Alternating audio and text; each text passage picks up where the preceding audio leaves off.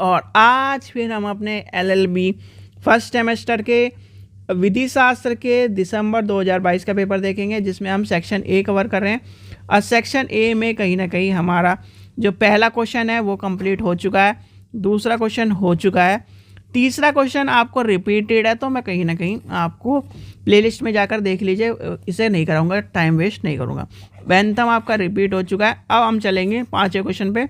Austin के अनुसार क्या अंतर्राष्ट्रीय विधि है? तो ये क्वेश्चन कहीं ना कहीं थोड़ा सा अटपटा सा क्वेश्चन इसलिए कहूँगा क्योंकि विधि के अंतर्राष्ट्रीय स्तर में ये अंतर्राष्ट्रीय विधि यानी कि इंटरनेशनल लॉ में ज़्यादातर पूछे जाते हैं इस तरह क्वेश्चन, पर आपका यहाँ पर दिया गया है तो कहीं ना कहीं आपको उस हिसाब से भी पढ़ लेना है। तो सबसे पहले क्या करना है, चैनल को सब्सक्राइब करना है, वीडियो को लाइक करना है, शेयर करना है, टेलीग्राम ग्रुप को ज्वाइन करके रखना है, जिससे आपको इंपॉर्टेंट इन्फॉर्मेशन देखने के लिए मिलती रहे। तो चलिए शुरू करते हैं आज की क्लास को। तो यानी कि जॉन ऑस्टिन का कहीं ना कहीं के अनुसार अंतर्राष्ट्रीय विधि जो होती है वो कहीं ना कहीं असली कानून नहीं होता। क्या होता है? असली कानून नहीं होता। ठीक है, यानी कि रियल लॉ नहीं है वो। क्या है? एक तरह से उसके अनुसार अंतर्राष्ट्रीय जो विधि होती है वो कहीं ना कहीं क्या है? सकारात्मक, यानी कि सकारात्मक नैतिकता है। सकारात्मक नैतिकता की बात करता है, यानी कि पॉजिटिव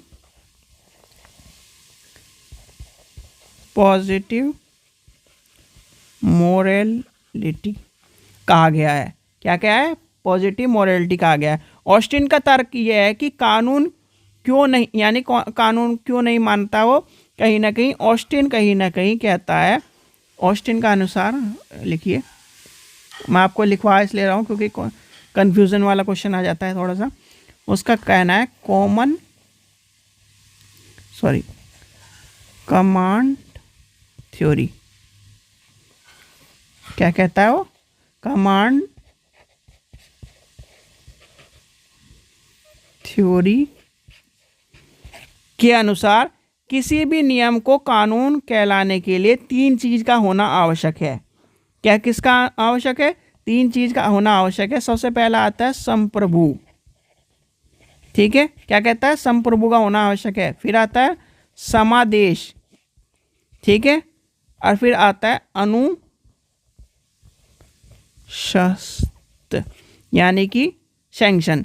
भाई आपका कहीं ना कहीं संप्रभु होगा, एक सर्वोच्च सत्ता जो आदेश दे। क्या होगा?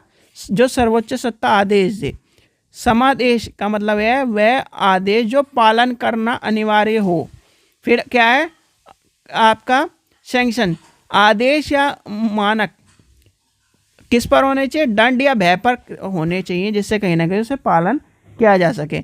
अंतर्राष्ट्रीय विधि में तीन, यानी तीनों गायब होती है। कहीं ना कहीं तीनों इसलिए गायब होती है क्योंकि कोई भी संप्रभु नहीं होता, यानी कि दुनिया में कोई भी विश्व सरकार नहीं है, और सभी सरकार जो होती हैं वो एक दूसरे, जैसे आपका क्या, अमेरिका की सरकार, भारत की सरकार, चाइना की सरकार, इस तरह से बटी हुई है कि नहीं बटी हुई है।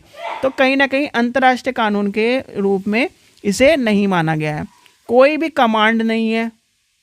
अंतर्राष्ट्रीय कानून क्या होता है? संधियों पर, समझौतों पर चलता है, यानी कि इस पर आपने देखा होगा कि ये संधि हो गई जी, ये संधि हो गई, इस तरह से चलता है कि नहीं, तो वो भी खत्म हो गया। फिर आपका आ जाता है एक तरह से कमजोर आपकी हो जाती है सैंक्शंस। सैंक्शन क्या है? यदि कोई भी देश अंतर्राष्ट्रीय कानून को तोड़ता है तो उसे जेल भेजने की या इस तरह की पॉलिसी है, पूरे जेल, यानी उसे देश को जेल में भर दोगे, ऐसा कोई चीज़ नहीं है। तो इसलिए कहीं ना कहीं ये क्या है? अंतर्राष्ट्रीय कानून की बात नहीं करता। अंतर्राष्ट्रीय कानून की नाम की कोई चीज़ नहीं है। उसका कहना है जी असली कानून ही नहीं है।